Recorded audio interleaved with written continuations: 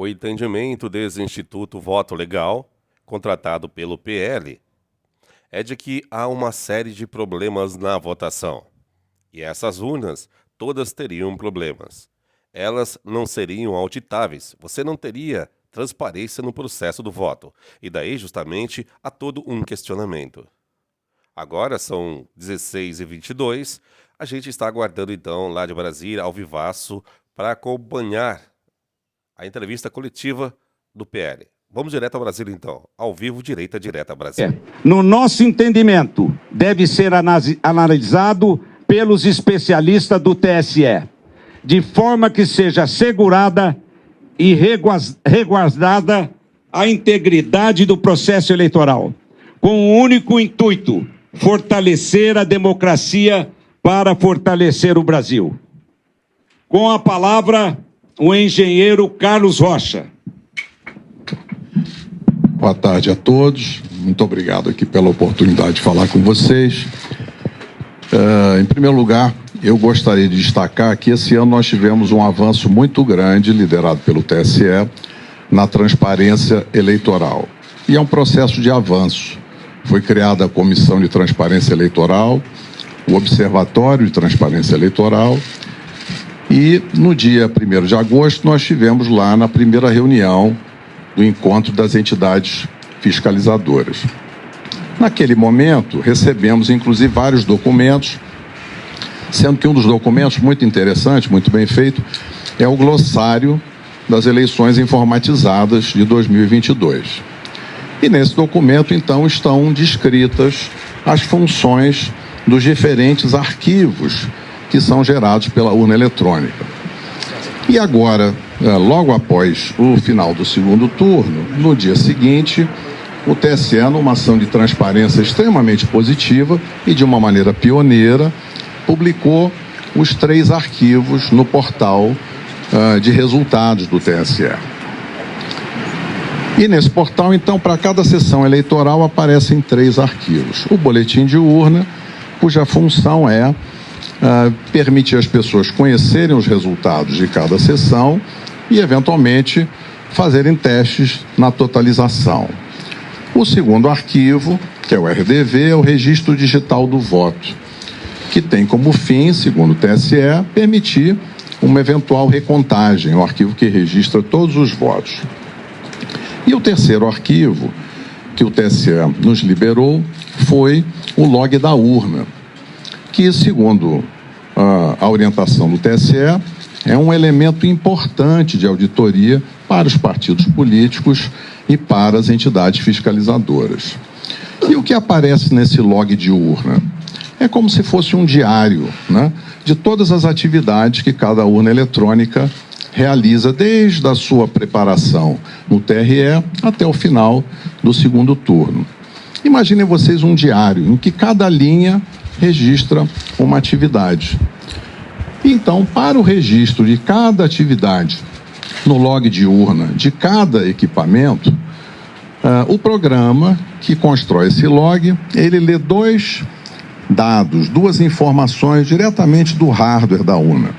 Ele lê digamos assim, a estampa de tempo, que é data, hora, minuto, segundo, e também lê o número de série da urna, que é chamado no TSE de código de identificação da urna. E é muito importante que essas informações estejam todas corretas, porque são essas informações que garantem a associação daquela atividade, daquele registro de atividade com o hardware, com aquele equipamento físico que realizou aquela atividade. E é importante destacar o seguinte: o nosso trabalho técnico de engenheiros, a gente faz isso para outras organizações do setor privado, e quem audita constrói, quem audita procura sempre colaborar com a organização auditada, e no caso aqui, é nosso propósito contribuir com o aperfeiçoamento do sistema e ampliar a confiança, seja dos eleitores, seja dos candidatos, em todo o processo eleitoral. Então, esse é o nosso objetivo. E nessa linha, então, seguindo a orientação do TSE, fomos analisar os arquivos log de urna, que é esse elemento de auditoria que pela primeira vez foi divulgado junto com os boletins de urna.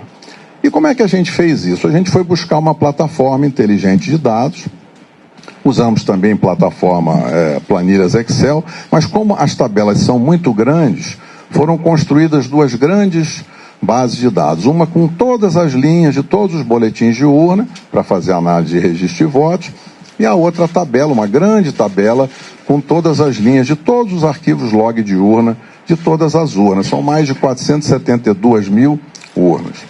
Ao montar essa tabela, aí surgiu uma ocorrência, que foi que nos chamou a atenção. Em alguns milhões, na realidade, em alguns bilhões de linhas, aparece apenas um número, que é um número inválido, ele está fora da faixa de numeração. Os códigos de identificação da urna, que são o número de série, eles vão até um valor de 2 milhões e pouco. E esse número que aparece lá é um número de 67 milhões e uns quebrados. Ora, buscamos diversas formas de encontrar mais informações, mas infelizmente ficou constatado nesse trabalho da equipe técnica que há dois comportamentos diferentes. Um comportamento das urnas novas, né? Que são as urnas modelo UE 2020, que chegaram recentemente. São pouco menos de 193 mil urnas, está mais ou menos 40,8% de todas as urnas. E nessas urnas 2020, o arquivo é gerado da forma esperada. Então, em cada linha que mostra cada atividade, aparece o código de identificação da urna correto, que permite associar, então, vincular aquela linha de registro de atividade à urna que realizou aquela atividade. Quando nós fomos analisar as urnas antigas, que são as urnas de modelos de UE 2009 até UE 2015, essas urnas têm pouco mais de 279 mil urnas, o que dá 59,2% do total das urnas. Nessas urnas, infelizmente, encontramos esse número inválido na quarta coluna do log. Esse é um indício muito forte de falha, de mau funcionamento da urna, porque é impossível associar o registro de cada atividade ao hardware, ao equipamento físico que teria gerado aquela atividade.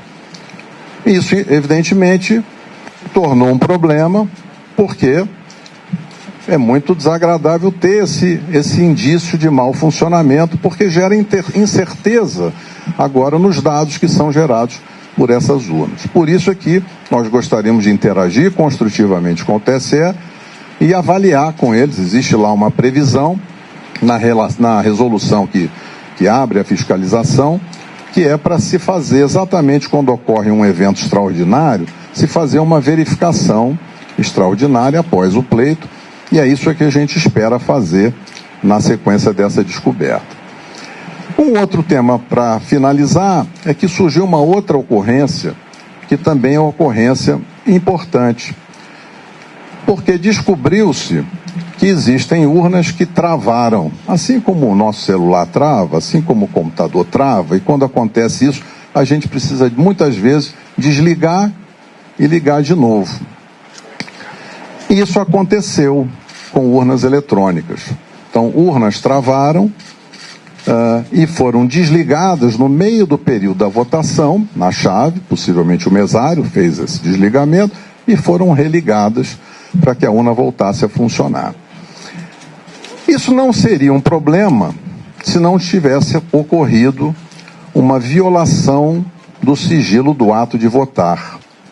Porque o que acontece é que, na hora que a urna trava, e em diversos momentos isso aconteceu durante a votação de um eleitor, quando esse erro ocorre, a urna trava e aí registra no log uma linha de atividade com a mensagem de erro, mas que expõe os dados pessoais de eleitores de duas formas. Seja no nome completo do eleitor, em algumas ocasiões, em torno de 200 ocorrências, seja expondo o número do título de eleitor daquele eleitor que estava votando no momento em que a urna travou.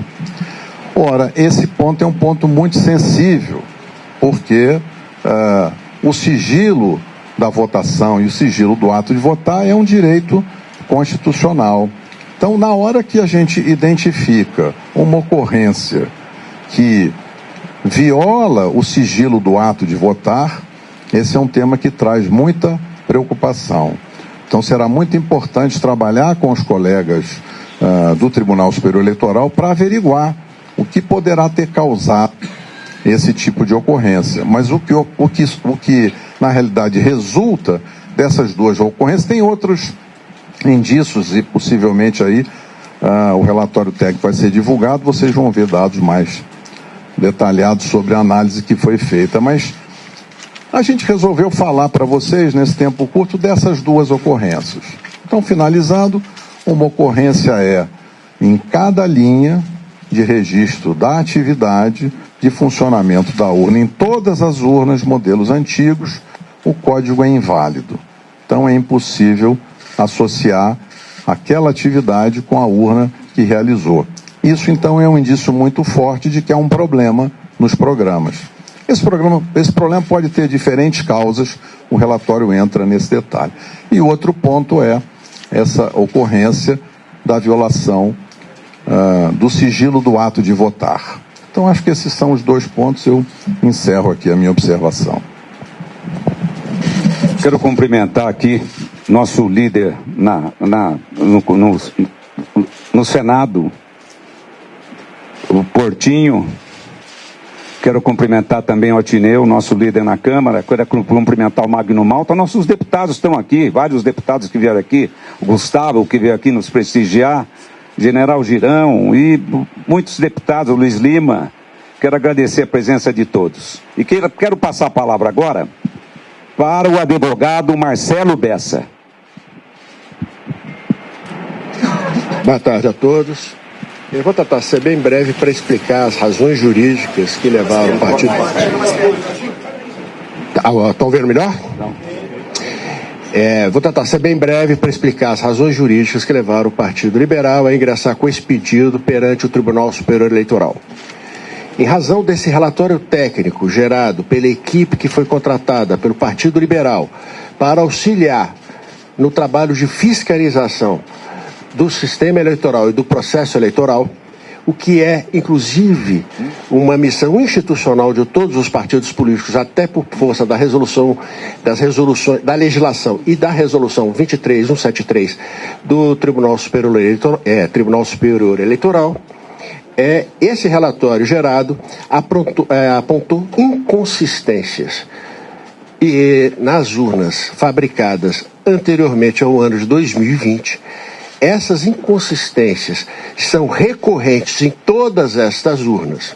Com relação às urnas fabricadas em 2020, essas inconsistências não existem.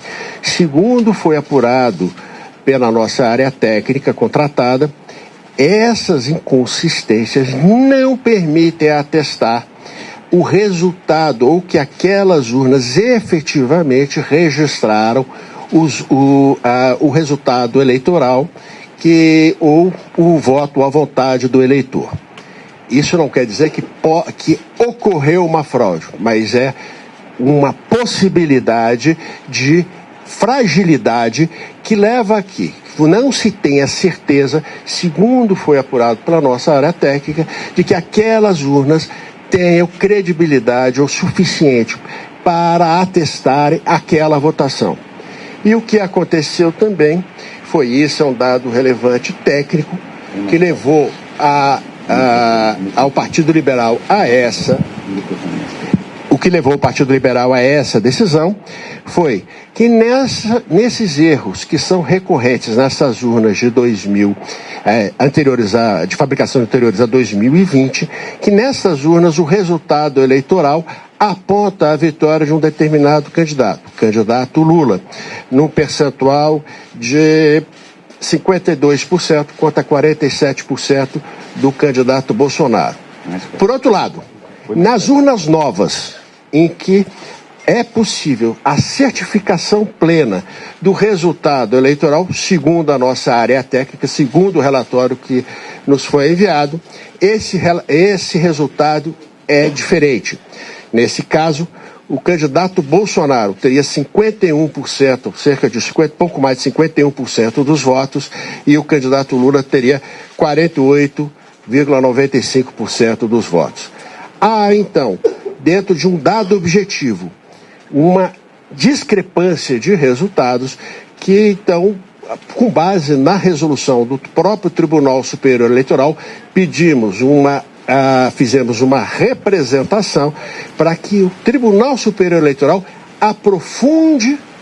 instaure e aprofunde um estudo para verificação da existência desse mau funcionamento e, em verificando que efetivamente houve esse mau funcionamento, que daí aplique as consequências legais que entender necessárias.